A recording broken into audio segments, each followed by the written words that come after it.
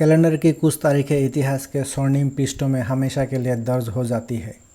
2 अप्रैल 1984 ऐसे ही एक तारीख है जब कोई भारतीय पहली बार अंतरिक्ष में जाने में सफल रहा। भारत के खाते में यह उपलब्धि दर्ज कराने का श्रेय जाता है विंग कमांडर राकेश शर्मा को। अंतरिक्ष में कदम रखने का गौरव हासिल करने के सपने कई भारतीयों ने सजाए हुए थे, लेकिन अंत में नियति ने यह अवसर राकेश शर्मा को दिया। 1980 के दशक की शुरुआत में भारत सरकार ने सोवियत रूस के साथ मिलकर अंतरिक्ष अभियान की योजना बनाई, तो उसमें तय हुआ कि एक भारतीय को भी इस अभियान के लिए चुना जाएगा। एक लंबी, जटिल और गहन प्रक्रिया के द्वारा इसके लिए योग्य उम्मीदवार को चयनित किया गया। अंत में 2 उम्मीदवार चयनित किए गए, एक राकेश शर्मा और दूसरे रवीश मल्होत्रा। उस दौर में भारतीयों के मन में यह बड़ी उत्सुकता हुआ करती थी कि शर्मा और मल्होत्रा में से किसके सर पर पहले भारतीय अंतरिक्ष यात्री होने का सेहरा सजेगा। अंत में बाजी राकेश शर्मा के हाथ लगी। इस प्रकार 2 सितंबर 1982 को भारतीय अंतरिक्ष अनुसंधान संगठन यानी इसरो के माध्यम से इंटर कॉस्मिक अभियान के लिए राकेश शर्मा के नाम पर अंतिम मुहर लगी। रवीश मल्होत्रा किसी भी विपरीत परिस्थिति में राकेश शर्मा के स्थान लेने के लिए तैयार थे, लेकिन इसकी नौबत नहीं आई। राकेश शर्मा ने यह मुकाम कड़ी परीक्षाओं से गुजरने के बाद हासिल किया था। इसमें एक कसौटी तो ऐसे भी थी कि उन्हें 72 घंटे यानी पूरे 3 दिन एक बंद कमरे में एकदम अकेले रहना पड़ा। उनकी परीक्षा यही समाप्त नहीं हुई। मिशन के लिए चयन के बाद जब वह अभियान हेतु परीक्षण के लिए रूस के यूरी गागरिन अंतरिक्ष केंद्र में गहन अभ्यास में जुटे थे, तो देश में उनकी 6 साल की बेटी मानसी का मौत हो गया।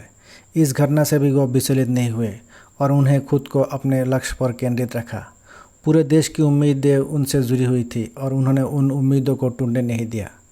2 अप्रैल 1984 को वह तारीख आ ही गई जब शर्मा को अपने 3 सोवियत साथियों के साथ अंतरिक्ष के लिए उड़ान भरनी थी। तत्कालीन सोवियत संघ के बेकानूर से उनकी सोयूज T-11 अंतरिक्ष यान के उड़ान भरते ही देश के लोगों की धड़कन बढ़ गई। आखिरकार अंतरिक्ष में दाखिल हुए।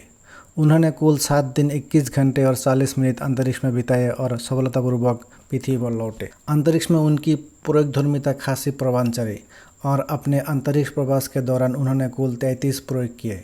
इनमें भारहीनता से उत्पन्न होने वाले प्रभाव से निपटने के लिए किया गया प्रयोग भी शामिल था। शर्मा और उनके तीनों साथियों ने स्पेस स्टेशन से मॉस्को और नई दिल्ली के लिए एक साझा संवाददाता सम्मेलन को भी संबोधित किया।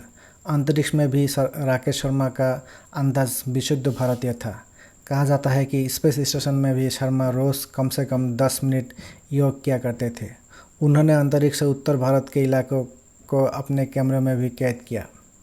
राकेश शर्मा भारत के प्रथम और विश्व के 138वां अंतरिक्ष यात्री थे। अपनी इस उपलब्धि से शर्मा उस दौर के एक बड़े नायक बन गए। युवाओं में उनकी लोकप्रियता कायम हो गई और उन्होंने एक पूरी पीढ़ी को प्रेरित किया।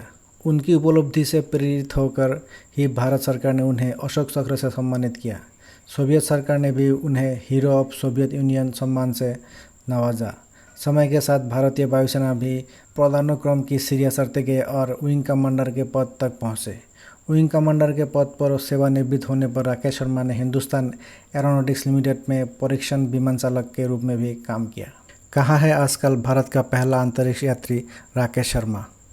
साल 1984 में अंतरिक्ष में जाने वाले राकेश शर्मा के बारे में लोग काफ़ी चर्चा करते रहते हैं। वे जानना चाहते हैं कि आखिरकार अब राकेश शर्मा किस हाल में है और कहाँ रह रहे हैं। जुलाई 2023 में राकेश शर्मा की तस्वीर सोशल मीडिया में सामने आई थी। उनकी ये तस्वीर तमिलनाडु के एक गांव की थी।